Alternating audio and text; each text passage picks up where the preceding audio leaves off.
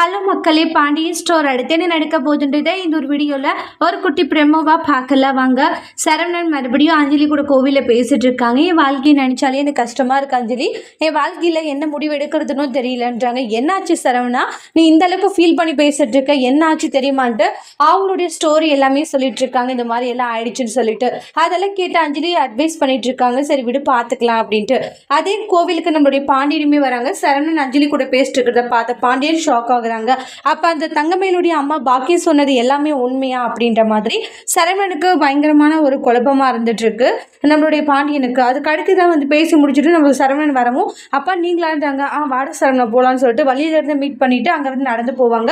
டே நீ கோவில பேசிட்டு அந்த பொண்ணு யாருடான்னு ஷாக் ஆகுறாங்க. அப்பா பார்த்தேன்டா நான்ன்றாங்க. இல்ல அன்னைக்கு மயிலுடைய அம்மா சொன்ன மாதிரி கோவில் அந்த பொண்ணு கிட்ட பேசிட்டு இருக்க, அந்த பொண்ணு உன் ஃப்ரெண்டா யாருடா, எதுவாக இருந்தாலும் அப்பா கிட்ட ஓப்பனா சொல்லிடுன்றாங்க.